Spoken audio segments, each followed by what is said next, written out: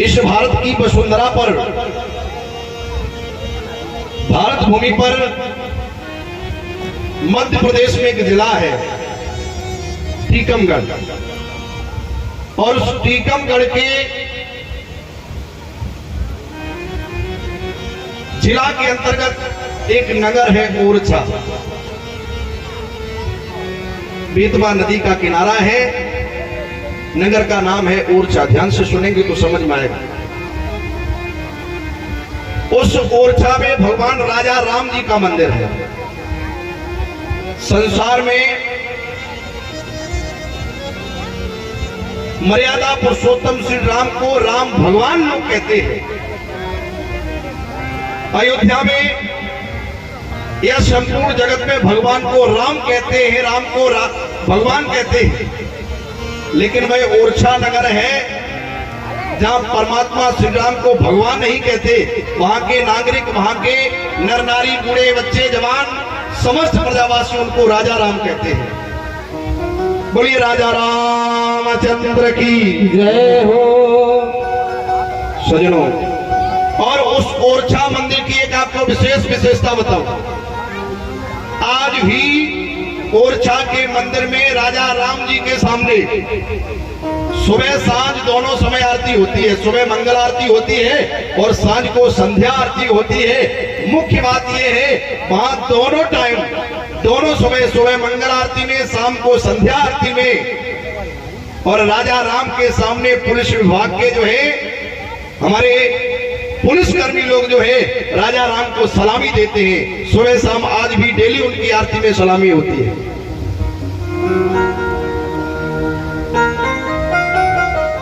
वो राजा है ओरछा के, जरा उनके प्रसंग पर थोड़ा प्रकाश डालते हैं। इस कलयुग में ये राजा राम ओरछा में आए। महाराज लगभग दशक 70 की बात है। ओरछा के महाराज जिनका नाम मधुकर शाह, ध्यान से सुनेंगे तो समझ में आएगा। इस कलयुग में भगवान राजा रामचंद्र सरकार की कैसी ज्योति जगी, भक्त को कैसे दर्शन दिए। ओरछा नगर के महाराज जिनका नाम है मधुकर शाह, उनकी प्रिय रानी है जिनका नाम है कुंवरी गणेश बाई। माताओं बहनों ध्यान से सुनेंगी तो समझ में आएगा। जन्म जन्म दुख पाओगे जो हर कथा में बात करोगे। हाँ जी, जन्म जन्मांतर तक दुखों का सामना करना पड़ेगा अगर ठाकुर की, उनके भक्तों की कथा में थोड़ा भी विघ्न करेंगे। महाराज ओरछा के राजा मधुकर शाह जिनकी महारानी कुंवरी गणेश बाई, दोनों में थोड़ा सा मतभेद है।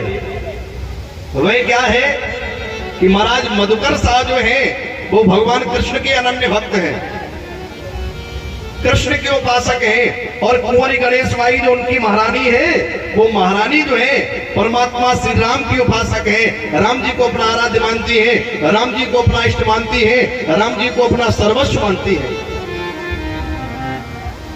एक समय ऐसा आया, महाराज मधुकर शाह ने कुंवरी बाई, अपनी महारानी कुंवरी गणेश बाई से कहा कि प्रिय चलो वृंदावन की भूमि पर माधव मुरली मनोहर भगवान कृष्ण के दर्शन करने के लिए चलेंगे। राधा रानी सरकार किशोरी श्यामा जी का बरसाने में झूला महोत्सव है, वह झूला महोत्सव का दर्शन करेंगे। जन्माष्टमी का समय करीब है, ठाकुर जी की जन्माष्टमी में शामिल होंगे चल के। तो महारानी कुंवरी गणेश बाई ने महाराज मधुकर शाह से कहा कि प्रभु आप वृंदावन चले जाओ। मेरे मन में तो ऐसा कि मैं अयोध्या में जाऊं, अयोध्या की धरती पे जाकर के रामलला सरकार के दर्शन करूं, क्योंकि वो राम जी से विशेष इसलिए अनुराग रखती है। राम जी से मर्यादा पुरुषोत्तम भगवान राम को अपना आराध्य मानती है, अपना इष्ट मानती है, अपना जो है सर्वस्व मानती है, अपना जगदाधार जगन नियंता समझती है। महाराज मधुकर शाह तो वृंदावन की ओर चले गए और कुंवरी गणेश बाई जो उनकी प्रिय रानी है, वह रानी ने अयोध्या की यात्रा शुरू कर दी। महाराज मधुकर शाह ने झूला महोत्सव देख करके जन्मोत्सव में शामिल होने के बाद, भगवान कृष्ण के विधि भात दर्शन करने के बाद जब वे लौट के आए तो महाराज तो लौट आए, लेकिन अयोध्या से अभी महारानी लौट के नहीं आई। ध्यान से सुनेंगे तो समझ में आएगा, ये सत्य घटना है। और जिसे भरोसा न हो वो ओरछा मंदिर पर जाकर के देख ले। ज्यादा दूर की घटना नहीं है, लगभग यहाँ से अपने यहाँ से करीब 200-250 किलोमीटर दूर की बात है। महाराज मधुकर शाह ने एक दूत भेजा महारानी के लिए।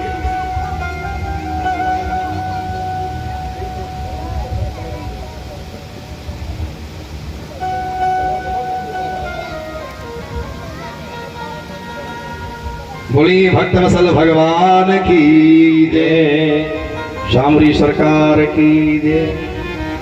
महाराज मधुकर शाह ने एक दूत भेजा और उस दूत को महारानी कुंवरी गणेशबाई को लेने के लिए अयोध्या में भेज दिया। दूत महारानी के पास गया, कहा कि महाराज ने आपको बुलाया है, चलिए आप मेरे साथ ओरछा की धरती पर पधारे। महारानी ने कहा नहीं अभी नहीं, अभी मेरा मन तृप्त नहीं हुआ। रामलला सरकार के राजा राम के दर्शन करके मेरा मन जो है अभी भरा नहीं है, और जब तक मन तृप्त नहीं होगा तब तक मैं अयोध्या को छोड़ के कहीं नहीं जाऊंगा। दूत लौट आया, मधुकर शाह महाराज को सारी बात कह सुनाई। महाराज मेरी गुस्ताखी को माफ किया जाए, महारानी आए नहीं। उन्होंने कहा जब तक रामलला सरकार के विधिवत मन भर के दर्शन नहीं कर लूंगी तब तक लौट के नहीं आऊंगी। जिनकी रही भावना जैसी प्रभु मूरत देखी तिल तैसी। जिनकी जैसी भावना होती है ठाकुर जी वैसे ही दर्शन देते हैं। मधुकर शाह ने काफी समय का इंतजार किया, लगभग 6 महीने हो गए, महारानी अभी तक नहीं आई। तो एक दूत को एक पत्र लिख के भेजा, जिस पत्र में जो है आने जाने की बात लिखी, उसके साथ साथ एक व्यंग लिख दिया, महारानी मुझे लगता कि अब आप रामलला सरकार को लेके ही आओगे।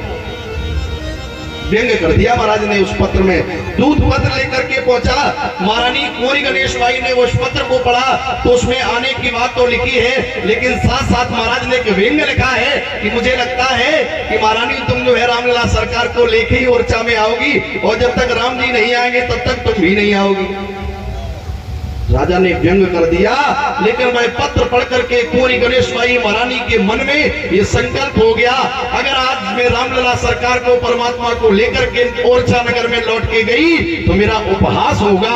अब तो सचमुच में रामलला सरकार को लेके ही जाऊंगा। मन में संकल्प कर लिया।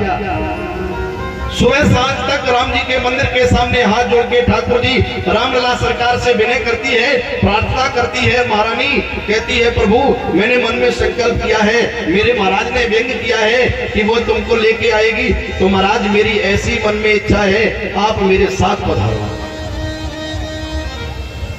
डेली नित्य प्रतिदिन ऐसी प्रार्थना करती है। एक दिन क्या हुआ, संध्या का समय, संध्या आरती करने के बाद ठाकुर जी की रामलला सरकार के चरणों में विनम्र निवेदन करने के बाद रानी सो गई, तो रामलला सरकार ने दर्शन दिया। महारानी मैं तुम्हारे साथ नहीं जा पाऊंगा। क्यों? मैं अयोध्या को छोड़ के कहीं जाना नहीं चाहता। महारानी कुंवरी गणेशबाई ने कहा कि प्रभु जब तक आप मेरे साथ नहीं जाओगे तो मैं भी आपके साथ नहीं जाऊंगा, बिना आपके नहीं जाऊंगा। अब तो बड़ी समस्या हो गई। 2 महीने और बीत गए। एक दिन महारानी ने रामलला सरकार से प्रार्थना की, प्रभु आज मुझे अंतिम जो है प्रयास करना है, ठाकुर जी आप मेरे साथ चलने के लिए तैयार न हुए तो इसी अयोध्या में मैं अपने प्राणों को त्याग दूंगा। सपने में रघुनाथ जी रामलला सरकार ने दर्शन दिए। महारानी मैं तुम्हारे साथ तो चल सकता हूं, लेकिन मेरी एक शर्त है। कुंवरी गणेशबाई महारानी ने कहा क्या शर्त है? तो रघुनाथ जी कहते हैं मैं तुम्हारे नगर में जाऊंगा, लेकिन वहां तुम्हारे पतिदेव राजा हैं, मैं वहां राजा बन के रहूंगा, तो मुझे ले चलो। शायद ठाकुर जी परीक्षा ले रहे हैं कि राजा महाराजाओं के यहाँ राजगद्दी का बड़ा प्रलोभन होता है, बड़ा लालच होता है, तो रानी कहीं मना कर देगी तो इसकी जिद पूरी नहीं हो पाएगी। कह दिया अगर मुझे राजा बना के ले चलो, मैं वहां भगवान बन के नहीं रहूंगा, उस धरती पर ओरछा का राजा बन के रहूंगा, अगर तुम्हें स्वीकार हो तो ले चलो। कुंवरी गणेशबाई ने कहा रघुनाथ जी से, प्रभु अगर आप चलोगे ना तो मेरे साहब जी जो है ना, मेरे राजा जो है ना, वह स्वयं ही आपको राजा बना देंगे। हम दोनों पति पत्नी मिलकर के आपके चरणों की सेवा करोगे। रघुनाथ जी ने देखा ये इस बात पर भी तैयार है। दूसरी शर्त रखी कि मेरे जाने के बाद तुम्हारा राज्य उजड़ जाएगा। तो महारानी कुंवरी गणेश बाई कहती है रघुनाथ जी से, रामलला सरकार, चाहे संपूर्ण ओरछा उजड़ जाए, मैं आपके बिना जो है वापस लौट के नहीं जाऊंगी। सब कुछ उजड़ जाए, मुझे दुनिया से क्या लेना देना है। हमारे साथ श्री रघुनाथ, फिर किस बात की चिंता। हमारे सर पे प्रभु का हाथ, फिर किस बात की चिंता। मुझे किसी बात का अफसोस नहीं है। ठाकुर जी, पूरे ओरछा का विनाश हो जाए, मैं तो आपको लेके ही जाऊंगा।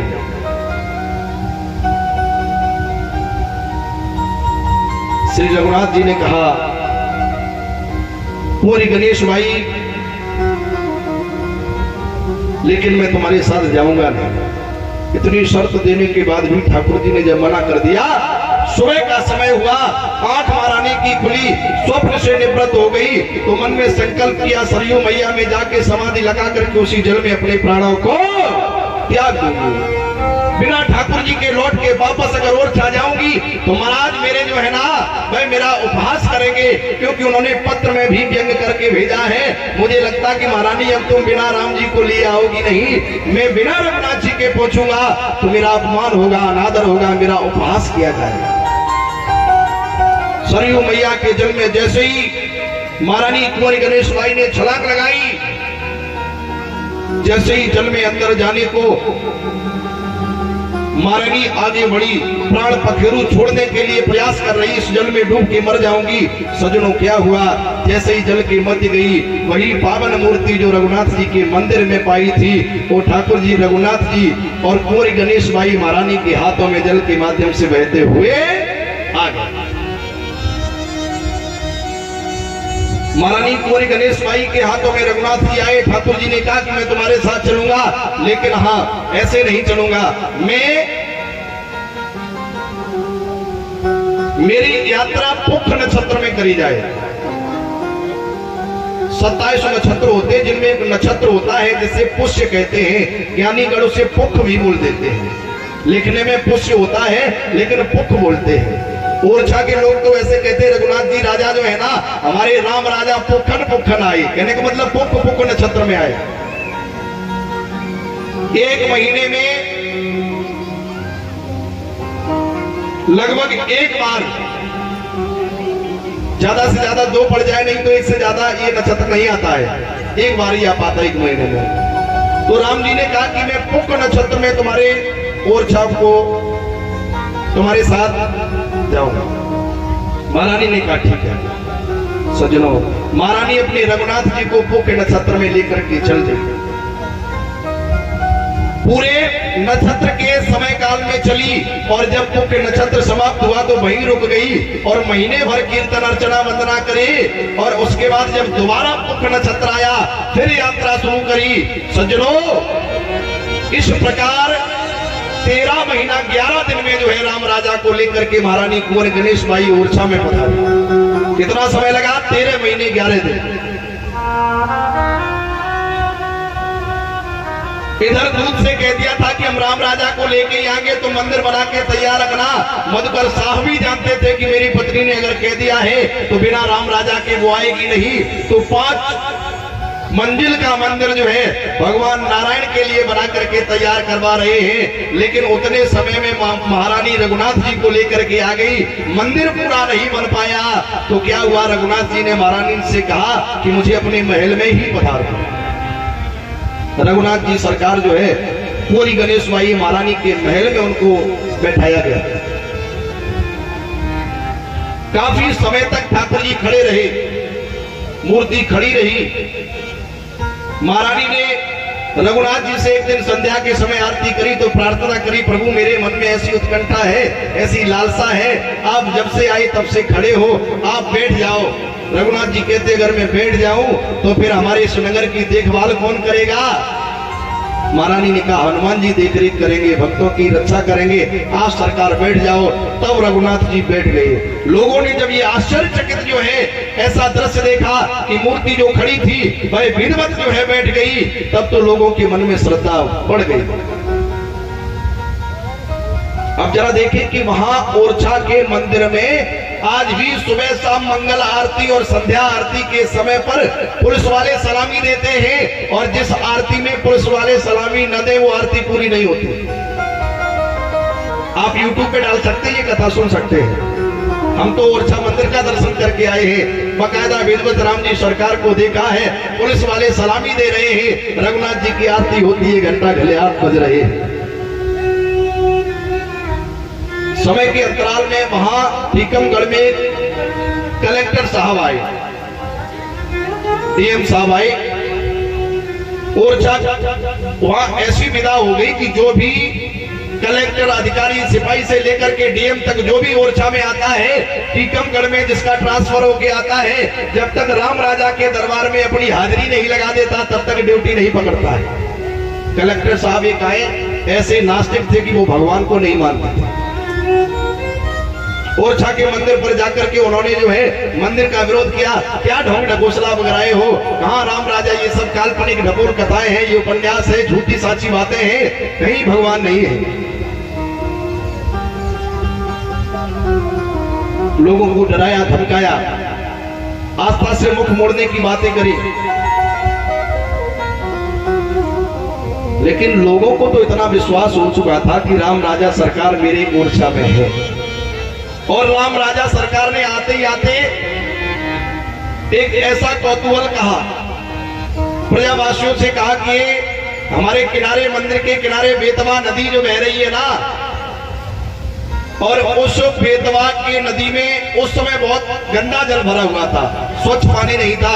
राम जी के आते ही आते वो पानी स्वच्छ हो गया, और रामलला सरकार ने कहा जिस दिन इस नदी का पानी गंदा हो जाए समझ लेना कि अब राम राजा नहीं है। आज भी आप बेतवा नदी का ओरछा में दर्शन करना, अन्यत्र जगहों पर करना, ऐसे निर्मल जल बह रहा है जैसे मानो कि बहुत स्वच्छ पानी है।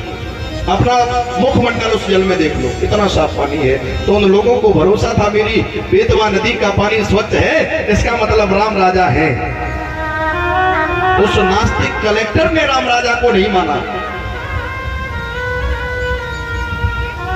विवाह पंचमी के समय, राम राजा के विवाह के समय में जो है वहां मेला लगता है, तो मेला के समय उनकी पत्नी, कलेक्टर साहब अपनी पत्नी को लेकर के गए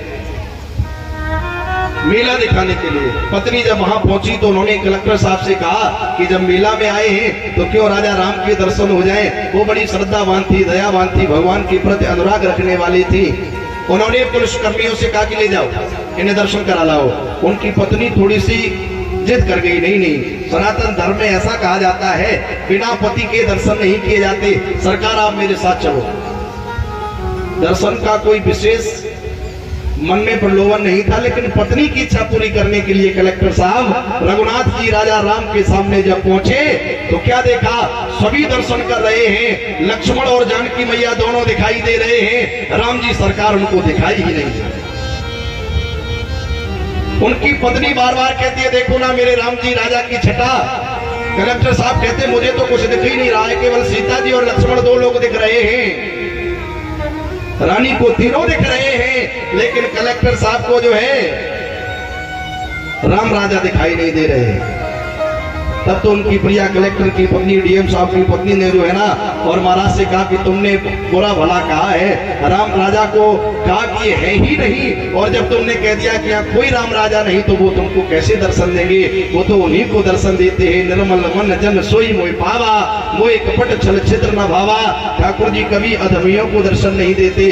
1 महीने यहीं रुक के उनका नित्य दर्शन करो, प्रार्थना करो, विनय करो, शायद बात बन जाए, वो जरूर दर्शन लेंगे। अब तो उन्होंने जो है बड़ा प्रायश्चित किया, निवेदन किया, प्रार्थना की, प्रभु मुझसे भूल हो गई, मुझ पर कृपा करो प्रभु, मुझे दर्शन करने हैं। महीने भर नित्य प्रतिदिन कलेक्टर साहब आते रहे। 1 महीने बाद जब पत्नी को संग में लेकर के आए और कलेक्टर साहब ने दंडवत प्रणाम किया, आंखों से आंसू निकल गए।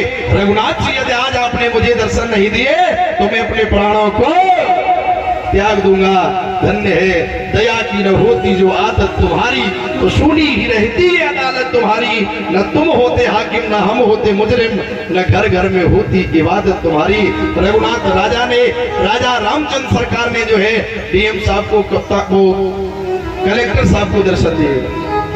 तब तो चरणों में गिर करके आंसू बहाते हुए रघुनाथ राजा राम के चरणों में कलेक्टर साहब ने कहा, प्रभु मैं रहूं न रहूं, मैंने ये पाप किया है, मैं अपने विभाग के द्वारा आपको ऐसे कर्मचारी देके जाऊंगा, आपकी सुबह शाम आरती में पुलिस वाले सलामी करेंगे, आज से मेरा ये नियम है। ऐसा कलेक्टर साहब नियम बना के कहा कि मैं जिंदा रहूंगा नहीं रहूंगा, लेकिन मैंने जो पाप किया है उसका प्रायश्चित ये है। कलेक्टर साहब वहां साइन करके चले गए। जब तक ओरछा में राम राजा का मंदिर होगा तब तक पुलिस वाले राम जी को सलामी करेंगे। आज भी ओरछा में दोनों टाइम आरती में पुलिस वाले सलामी देते हैं। समझ को सकी नाथ लीला तुम्हारी, अरे समझ को सकी नाथ लीला तुम्हारी, करे रंग से राम राजा भिखारी। समझ को सके नाथ लीला तुम्हारी, करे रंग से राम राजा भिखारी।